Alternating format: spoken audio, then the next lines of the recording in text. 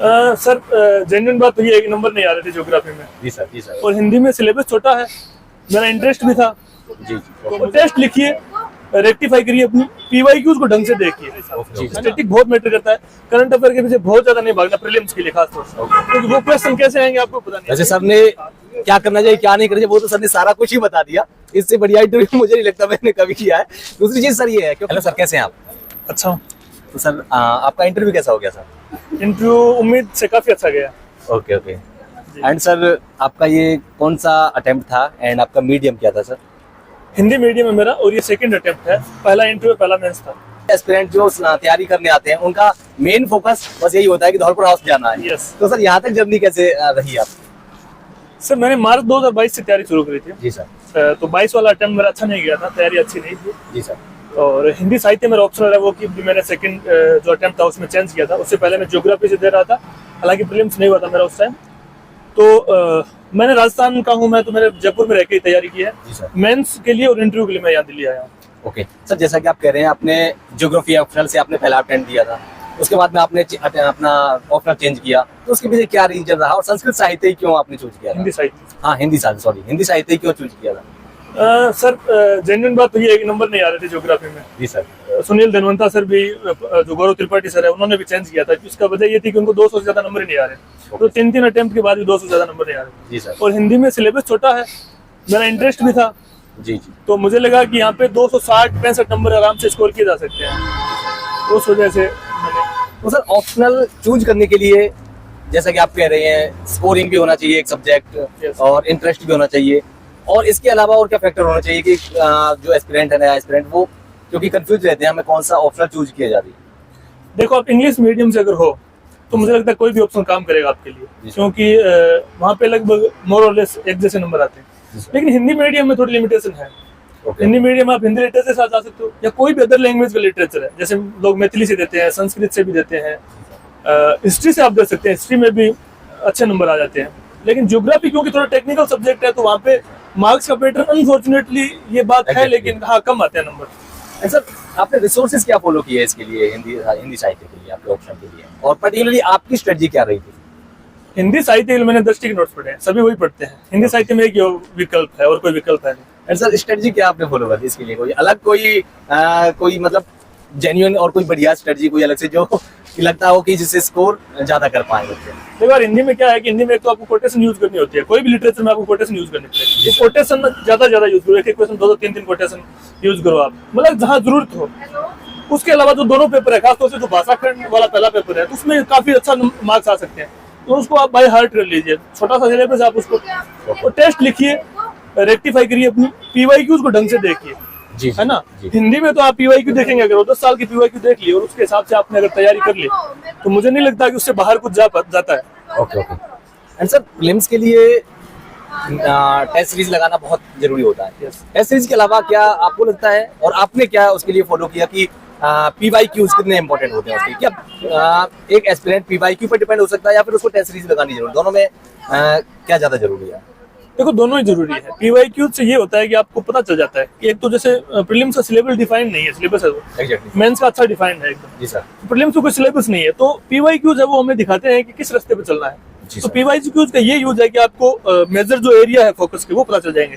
जैसे पॉलिटी है, इकोनॉमी है, तो इनको आप फोकस कर सकते हैं। पॉलिटी, इकोनॉमी और ज्योग्राफी, ये 3 ऐसे सब्जेक्ट है जिनको आपको बाय हार्ट करके जाना चाहिए मेरे हिसाब से। स्टैटिक बहुत मैटर करता है, करंट अफेयर के पीछे बहुत ज्यादा नहीं भागना प्रीलिम्स के लिए खास तौर से, क्योंकि वो क्वेश्चन कैसे आएंगे आपको पता नहीं है। जैसे वो आ गया था, गिलहरी वाला आ गया था, उसके व्यवहार में क्वेश्चन आ गया, ये आप प्रेडिक्ट नहीं कर सकते। तो मेरे हिसाब से स्टैटिक पोर्शन पे स्टिक करिए, उसको अच्छे से तैयार कीजिए, सेक्शनल टेस्ट लगाइए, फुल लाइन टेस्ट भी आप, मैंने तो 40 के आसपास टेस्ट लगाए थे। तो प्रीलिम्स में मुझे लगता है कि अगर आपका पहला अटेम्प्ट है या आपने पहले क्लियर नहीं किया है, तो टेस्ट खूब लगाने चाहिए। सर मेंस के लिए आंसर राइटिंग का आपने क्या अप्रोच फॉलो करी, और उसके लिए जैसे कि जनरली सभी एस्पिरेंट करते हैं बॉडी एंड वो इंट्रो, बॉडी और कंक्लूजन, उसके अलावा आप क्या कहते हैं कि आंसर राइटिंग के लिए ये एक अप्रोच होनी चाहिए जिससे स्कोर ज्यादा किया जा सकता है? देखो, आंसर राइटिंग का पहला फॉर्मूला है कि आपको 20 के 20 क्वेश्चन करने हैं, एक भी क्वेश्चन छूटना नहीं चाहिए। वो अंदर क्या लिखे हो वो बाद में बात करेंगे। दूसरा है कि आपको जो जितने पेज गिवन है स्पेस, वो सारा भरना है जी। ये 2 बातें होगी पहली। फिर आपको देखना है कि कंटेंट कैसा है। बुलेट फॉर्मेट में लिख सकते हैं। हिंदी मीडियम के साथ दिक्कत होती है कि वो तो पैराग्राफ तो थोड़ा बुलेट फॉर्म में लिखिए, थोड़ा स्पेस बना के चलिए, 13-14 लाइन एक पेज में लिख दीजिए।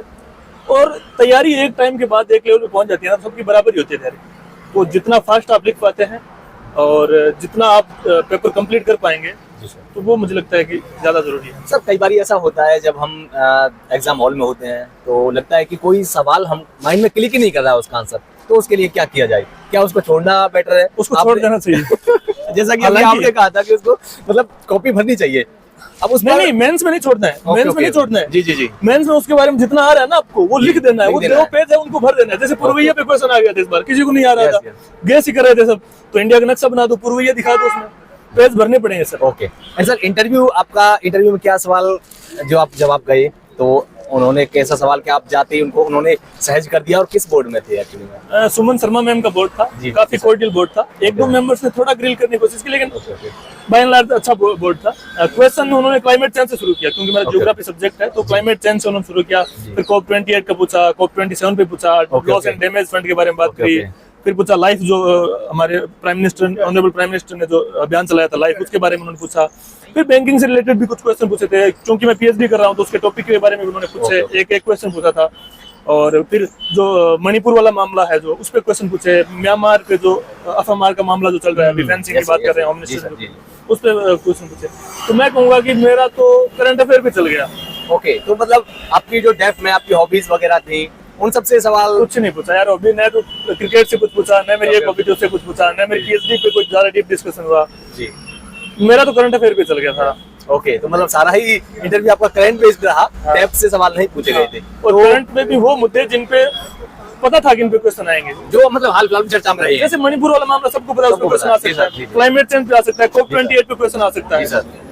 और मुझसे बैंकिंग के रिलेटेड कुछ क्वेश्चन पूछे थे, फाइनेंशियल इंक्लूजन हो गया, तो वो मैंने ओपिनियन वाले तो अच्छे किए थे, 1-2 फैक्ट मुझे नहीं पता थे तो वो मैंने मना कर दिया था। और वो अब जरूरी भी नहीं होता, सारे क्वेश्चन नहीं आ सकते आप।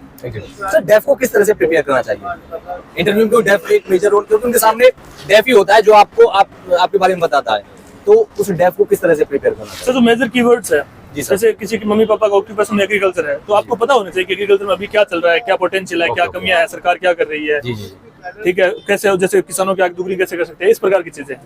फिर जैसे है कि आपका जैसे जो स्टेट है उनके अभी क्या प्रोमिनेंट प्रॉब्लम है, क्या मेजर इश्यूज है, उन पर बात कर सकते हैं, उन पे आप तैयारी कर सकते हैं। और बाकी आपके जो सब्जेक्ट्स हैं ग्रेजुएशन में है, उन पे ज्यादा मुझे नहीं लगता ज्यादा तैयारी करने की जरूरत है। जैसे मेरा हिस्ट्री था ग्रेजुएशन में, तो हिस्ट्री भी एक सब्जेक्ट था, 3 सब्जेक्ट थे, हिंदी लिटरेचर था, ज्योग्राफी था, हिस्ट्री था। उस पर मैंने कुछ तैयारी नहीं की और उस पर कुछ क्वेश्चन भी नहीं है। तो हाँ, और आपके MA अगर है और ऑप्शनल अगर है तो उसमें तैयारी होनी चाहिए। हिंदी साहित्य से तो नहीं पूछते क्वेश्चन, लेकिन ज्योग्राफी PSIR वाले हैं तो उनसे पूछने की संभावना बनती है। जैसे मेरा MM सब्जेक्ट था, PhD में कर रहा हूँ ज्योग्राफी से, तो क्लाइमेट चेंज वाला क्वेश्चन पूछने का कारण वही था। वैसे सर ने क्या करना चाहिए क्या नहीं करना चाहिए वो तो सर ने सारा कुछ ही बता दिया। इससे बढ़िया इंटरव्यू मुझे नहीं लगता मैंने कभी किया है।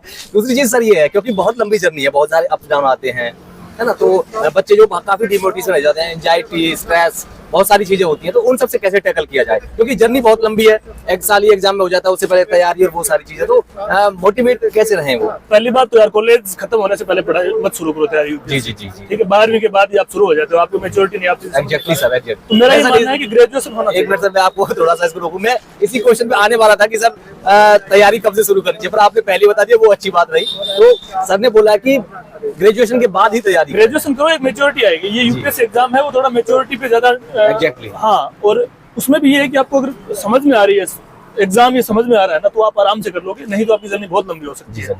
और दूसरी बात ये है कि आपको बैकअप प्लान बना लो आप। यूपीएससी बहुत अनसर्टेन है, इसीलिए इसको अनसर्टेन पब्लिक कमीशन भी बोलते हैं कि इसमें कुछ पता नहीं होता कि कब क्या हो जाए। जैसे मैं अभी PhD कर रहा हूँ और मेरा नेट JRF भी है, तो वो भी मेरे पास एक बैकअप है कि अगर यहाँ कुछ नहीं होता है तो मैं प्रोफेसर वगैरह बन सकता हूँ, उसमें कुछ कर सकता हूँ। लेकिन हाँ, वो फोकस है, उसको रखना है, लेकिन बैकअप प्लान आपको मजबूत करेगा, आपको कमजोर नहीं करता है, मजबूत करता है कि हाँ, मैं गिरूंगा तो जीरो पे नहीं जाऊंगा, ये रखना है। तो वही सलाह है। ऊपर से पेशेंस तो रखना है, हार्ड वर्क करना ही करना है।